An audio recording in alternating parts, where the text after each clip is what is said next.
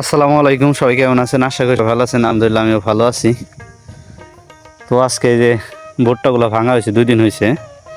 ভুট্টাগুলো ভাঙার পর মেশিনেও ভাঙানোর পর দেখা গেছে আপনি ভুট্টাগুলো শুকিয়ে টুকে এইভাবে রাখা হয়েছে। তো ভাবছিলাম যে চকে থেকে ভুট্টাগুলো বিক্রি করে দিব, কিন্তু চকেগুলো বিক্রি করতে পারি না। তার কারণ হলো ওনারা নাকি এখানে আসবে না, কারণ এই যে 2 বাড়ির উপর দিয়ে আসতে হয়, যার কারণে ওই যারা ভুট্টার ব্যাপার আছে তারা এখান থেকে এসে নিবে না। তো এর কারণে 2টা ভ্যান ভাড়া করছি। তো ভ্যানওয়ালারা এখান থেকে মাথা করে নিবে। আপনার ওনাদের মন প্রতি 20 টাকা করে গাড়ি ভাড়া দিতে হইব। দেখা যাচ্ছে 20 মাল আপনি যদি 20 মন ভুট্টা হয়, তাহলে 20 মন আপনার মোটামুটি কত 10 টাকা করে, এই 20 টাকা মন হলে যা আসে তাই ওনাদের আর কি দিতে হইব।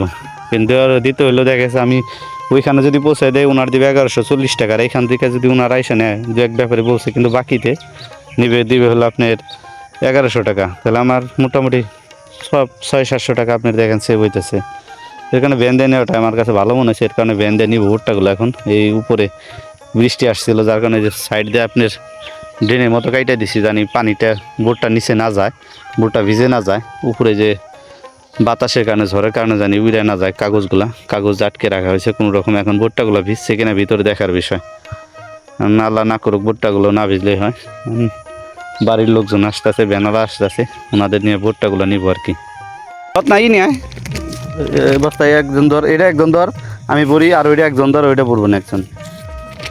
আলহামদুলিল্লাহ বৃষ্টি যাওয়ার পরে যে ভুট্টাগুলো আপনার হলো গাড়িতে করে নিয়ে আসছি, মানে মহাজনের দোকান আর কি, ভুট্টার যে মহাজন ওনাদের দোকানের সামনে নিয়ে আসছি। দেখা গেছে এখানে নিয়ে এসে এখন ভুট্টাগুলো মাইপে ময়েশ্চার যেটা আছে ওনার, মানে টেম্পারেচার, ওইটা দেখা গেছে 12-13 হলে বিক্রি করা যায়।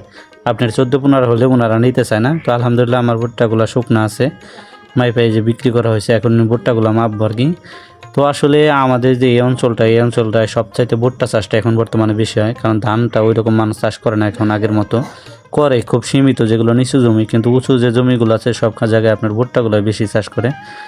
তো এখন দেখা গেছে আপনি আমাদের এইদিকে প্রতিদিনই যে কতগুলো টাক ঢোকে শুধু ভুট্টাটাকে, এটা আপনারা চিন্তাও করতে পারবেন না। তো আলহামদুলিল্লাহ আমার ভুট্টাগুলো মোটামুটি আজকে বিক্রি করলাম হলো 1130 টাকা করে। তো আপনারা যারা এইদিকে ভুট্টা চাষ করেন অবশ্যই অনেকেই জানেন যে আসলে কী পরিমাণ ভুট্টা আমাদের এইদিকে চাষ হয়। তো আসলে ভুট্টা চাষ হওয়ার একটা কারণ আছে, কারণ আপনার দেখা গেছে ধান যদি 1300 টাকা মন হয়, ধান কিন্তু আপনার প্রতি ডিসিমেলে 1 মন হবে না, কিন্তু ভুট্টা আপনার দেখা গেছে প্রতি ডিসিমেলে 1 মন হয়। এর কারণে ভুট্টার এত চাহিদা। তো আলহামদুলিল্লাহ সবাই দোয়া করবেন। আসলে আমাদের এইদিকে এত ভালো ফলন হয় না এবার, কারণ ঝড়ের কারণে অনেকের। তো ফাইনাল ভুট্টাগুলো এখন ঘরে তুলে দিতেছি। তো আজকে আমি আপনাদের ওই রকম কোনো ভিডিও দিতে পারলাম না। তো সকলে ভালো থাকবেন, সুস্থ থাকবেন।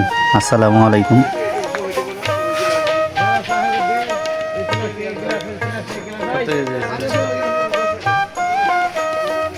কত 58 কেজি।